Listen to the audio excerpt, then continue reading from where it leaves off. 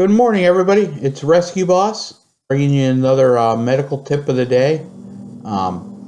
Today is the 11th of January. It's about 9:14 a.m. And today's topic is going to be on wounds, dealing mostly with puncture type wounds. It's not going to be very in depth. It's going to be very basic. And then eventually I may do an offshoot of this later on like shootings and how to address those type of injuries. But this is mostly going to be just on basic puncture wound treatment, and so I'm going to get started here. I'm going to go over some notes real quick, and then from there I will move on to how to deal with, say this is a knife sticking out of something. I'm going to pause you real quick. Sorry about that. I was work related, so I had to take that phone call. So we're going to talk a little bit about puncture wounds. The biggest thing with any type of puncture wound is not always are they going to bleed to death, but a lot of times is infection. Especially if you get into a grid down situation, are you going to have stuff, antibiotics or other things available for these people? So that's one of the biggest issues we always see. The first thing you want to do with any type of puncture wound is going to be to stop the bleeding with direct pressure. The next thing we're going to do is try to clean the wound with clean water and soap once we get the bleeding controlled. Sometimes we'll apply antibiotics to the area, cover the wound, and watch for signs of infection. Some signs of infection would be one, around the site it starts getting red, hot, pussy, anything like that could be an indicator of an infection. And then, of course, they're always going to say to see a doctor, especially about tetanus and stuff, but in a grid down, you may not have that option. Some other things to remember is with puncture wounds, the object could still be in it. If the object's still in it, the first thing to do is always remember we don't remove that object. Because if we go to remove that, we may pull the finger out of the dam and all of a sudden now they're going to bleed out. Also, if this is a current world situation where 911 and everything's working, I'd be calling 911. I wouldn't be messing with it unless I had to. The biggest thing is if the victim needs to be moved, try to shorten the object. Because you'll be surprised what the objects could be. It could be work related with a pipe or something that came off a machine and impaled somebody, to a skiing accident where it's a ski pole impaled into part of their body, to a car accident where the brake pedal's impaled into their leg. There's so much out there that could be impaled, but you want to be prepared for that. So you want to be careful of that. And then we're going to stabilize the object the best we can. And I'll do a demonstration of that in a little bit. Another thing we worry about is injuries to the chest. Remember, the knife sticking out of the chest, I don't want to remove it because they can bleed out, depending on where it's at. So you want to be careful of that. So what I'm going to do right now is I'm going to have my little demonstration, okay? We're going to say this is in the arm, whatever. Stabbing type wound. The object's still there. So what I'm going to do is grab some of my basic supplies that I would have, which would be roller gauze, okay? And what you can do is take the roller gauze, build it up around it, okay? Like I'm doing here. Take the roller gauze like that. Then what I'm going to do is grab the next roll, okay? What we're going to do is we're going to make a quick loop around, go under with the bandage, okay? Now when I come back around, I'm going to make a full loop and go the opposite direction, okay? Go back this way and keep on going back and forth, trying to stabilize this the best I can so that the object does not move. And that may be more padding above this yet, which I could do if I had to.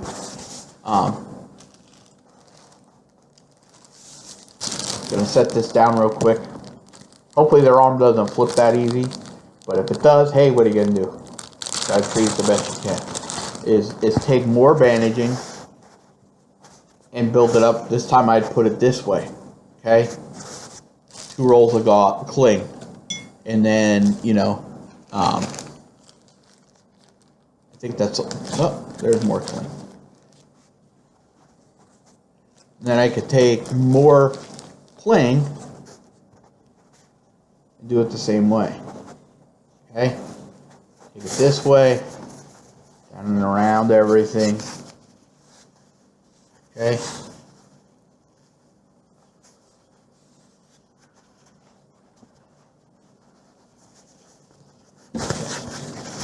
And just keep on working back and forth and taking up as much of this as I can. The idea behind going back and forth with that, with like a quick circle method, is to stop the object from moving.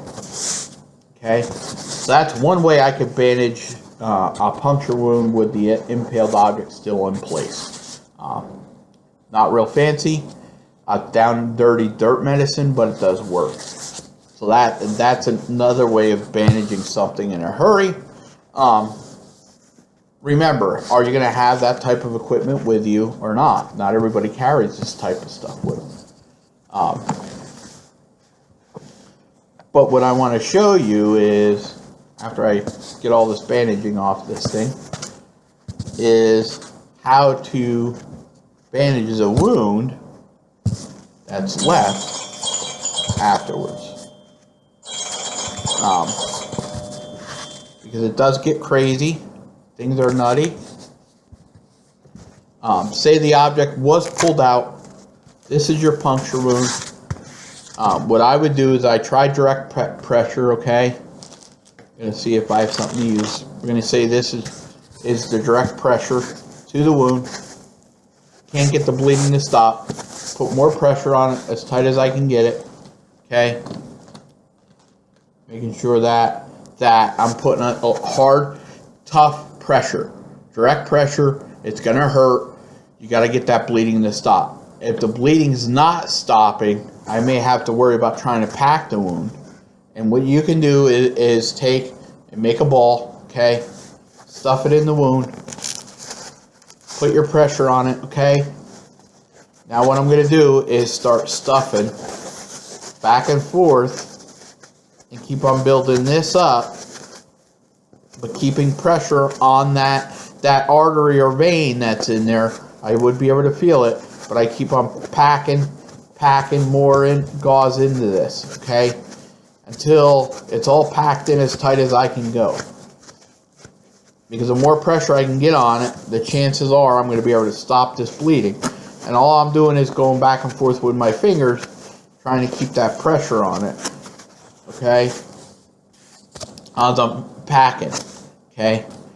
This ain't the best simulator to use, but it's the cheapest that I had laying around the house to try to get pressure on it. Then, after I get all that pressure in there and hopefully the bleeding slowing down, then I can worry about bandaging.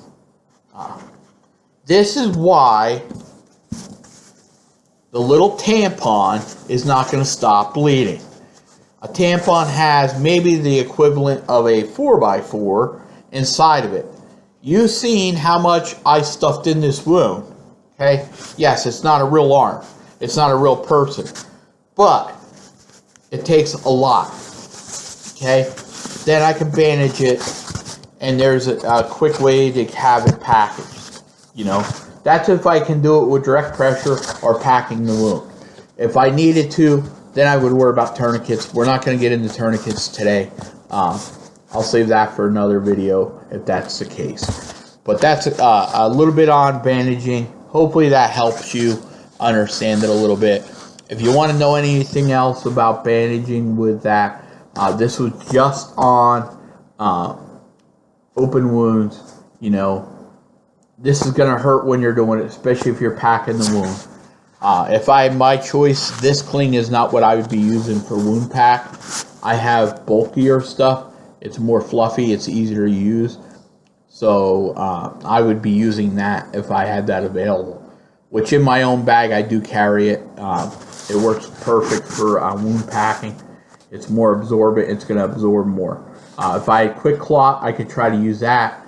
But the biggest thing is going to be worrying about infection, especially if you get an open wound and you're in a stutter type environment, and you're going to worry about getting an infection.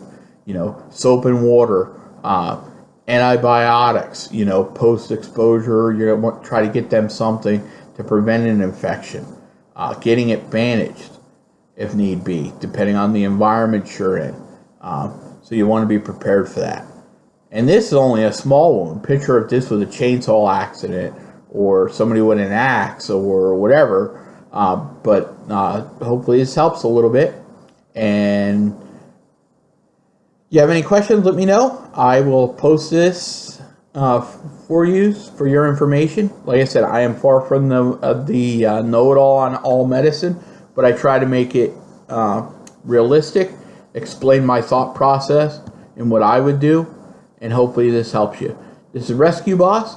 I'll be signing off, and it's about 9:30. Thank you, and have a great day, everybody.